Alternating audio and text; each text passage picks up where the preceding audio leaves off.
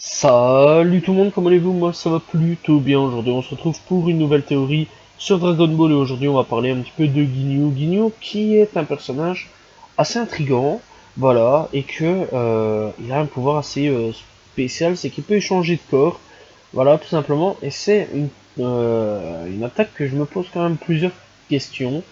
Déjà, est-ce que c'est son seul corps? Apparemment, non. Ça n'a pas été son seul corps qu'il a échangé. Voilà, donc le corps qu'on nous on a connu. Voilà, donc avec le mec violet. Apparemment, non, c'était pas son premier corps. Voilà, apparemment, il aurait déjà échangé plus d'une fois étant plus jeune. D'ailleurs, Jesse avait l'air de pas vraiment, enfin Jess ou Jesse, ou c'est peu, je m'en fous, c'est pas grave. Donc voilà, avait l'air de pas trop être choqué de cette transformation-là. Apparemment, c'est pas la première fois qu'il fait cette transformation-là. Mais déjà, d'où vient cette transformation et d'où vient ce personnage-là? C'est vrai que ça peut être intéressant de savoir d'où il vient. Malheureusement, on n'a aucune information sur ça. On n'a aucune information sur clairement le pouvoir de pouvoir échanger de corps. Ça aurait été intéressant. Alors, est-ce que dans Dragon Ball Super, plus tard, on apprendra d'où vient cette attaque? Ce serait intéressant parce que déjà, c'est comme la téléportation. Bah, on apprend maintenant d'où vient un petit peu plus le peuple, tout ça, vu que Vegeta s'est entraîné, tout ça. Donc voilà, bref, donc on a appris certaines choses un peu plus tard. Donc au niveau de ça, mais est-ce que plus tard on apprendra cette technique? Est-ce qu'un personnage va apprendre cette technique-là? Alors déjà, c'est hyper intéressant au niveau combat. Voilà, déjà, Ginyu nous a déjà prouvé plus d'une fois que il pouvait clairement avantager le combat, hein. Voilà, rien qu'en se blessant, en échangeant de corps et en étant dans le corps de Goku. Goku était fameusement bien pété, on va pas se mentir. Mais alors la question c'est vraiment et combien de corps eh bien il a pu déjà changer? Eh bien plus d'une fois, on peut comprendre que donc dans les databooks qu'il y a eu, il avait déjà changé étant plus jeune pour être sur un personnage assez beau et riche, voilà, pour avoir un petit peu la richesse, tout ça.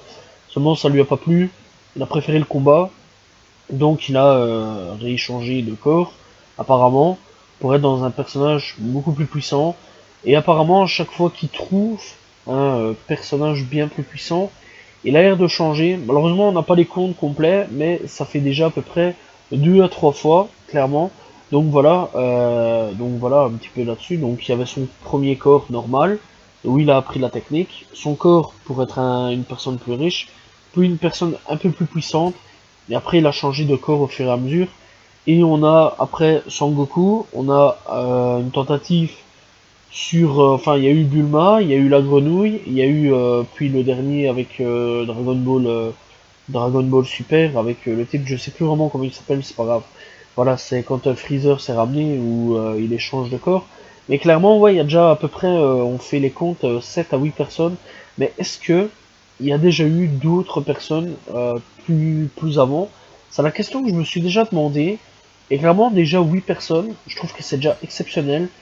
Et aussi, est-ce qu'il peut échanger de corps avec une personne comme Beerus, par exemple? Ce serait très intéressant à savoir, en fait.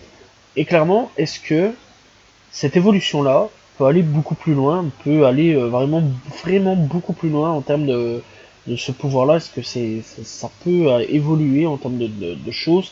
Est-ce qu'on peut aller beaucoup plus loin, en fait, en termes de pouvoir? Est-ce qu'on peut, bah déjà Freezer, je pense que oui, c'est déjà une grosse approche, voilà. Et est-ce que en changeant de corps à chaque fois, en allant étape par étape de plus fort en plus fort, est-ce que le pouvoir évolue? Est-ce qu'on peut aller prendre vraiment beaucoup plus puissant comme personnage? Par exemple, il va prendre le corps donc de Freezer, puis il irait prendre le corps de Cell, puis de Boo, puis après il irait un petit peu plus puissant. Bah, Goku toujours aussi, hein, il pourrait prendre le corps de Goku en évoluant avec. Puis après prendre le corps de Beerus, ça aurait été assez intéressant. Est-ce qu'il peut prendre le corps après de Whis et après de Zeno? C'est la question que je me pose. Et franchement, est-ce que ces pouvoirs-là peut aller jusqu'à un point où il deviendrait clairement bah, le dieu, voilà, le dieu suprême, rien d'autre à dire. est-ce que ce pouvoir-là peut aller jusqu'à atteindre Zeno? C'est la question que je me pose, et c'est une question très intéressante, clairement. En fait, c'est une question qui pourrait vraiment tout changer à ce niveau-là, et il y aurait clairement un point faible pour Zeno, et clairement, ouais, c'est vraiment un pouvoir qui pourrait être très néfaste pour beaucoup de gens et très dangereux. Parce que clairement, ça a désavantagé Goku sur Namek, ça pouvait désavantager Vegeta sur Namek, vu qu'on sait qu'il a voulu prendre le corps de Vegeta. Malheureusement, il n'a pas su le prendre, ou heureusement, il n'a pas su le prendre. Malheureusement pour lui, heureusement pour la Z-Team, voilà, tout simplement. Et clairement, ouais, on sait qu'il a pas su prendre, puisque la première tentative, il a échoué, parce que Goku s'est mis en travers, où il a repris son corps. La deuxième tentative, c'est une grenouille qui a mis, tout simplement, qu'il a pris le corps. Donc voilà. Clairement, oui, ça aurait pu mettre des désavantages. On a vu clairement la difficulté, puis après, il a pris le corps de Bulma, mais là, c'est moins dans le manga, je crois. C'est plus en animé. Et clairement, voilà, c'est un mec qui peut désavantager une équipe. Clairement, il se ramène, donc il change de corps, il se ramène, il se fait passer pour n'importe qui. Et juste, il peut contrôler à peu près tout et n'importe quoi, et n'importe qui, clairement. Il peut même devenir le roi de l'univers, quoi, quelque part, hein, ce mec-là. Donc en prenant Zeno. Et c'est la question que je me pose, est-ce qu'il peut prendre Zeno, ou alors le type, là, le père de tous les anges. Putain, je me souviens même plus de son blast, c'est grave. Mais clairement, est-ce il peut prendre ces deux mecs-là, ou alors un gardien, ou enfin un gardien de Zeno, un des protecteurs de Zeno, ou un ange, ou un des dieux de la destruction?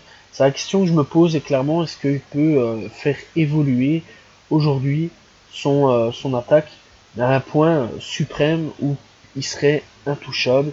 C'est vraiment une grosse question que je me pose, et c'est pour ça aujourd'hui que on théorise un petit peu là-dessus, clairement, voilà. Donc voilà, n'hésitez pas un petit peu à répondre au niveau de la théorie. J'espère que vous avez apprécié cette théorie, voilà, tout simplement, qui est le mélange un petit peu un personnage de Dragon Ball Z et Dragon Ball Super. Voilà, j'espère que vous avez apprécié cette théorie. N'hésitez pas à commenter, liker, partager, tout simplement. Je réponds toujours aux commentaires. Je vous dis à demain pour une nouvelle vidéo. Salut tout le monde, ciao ciao.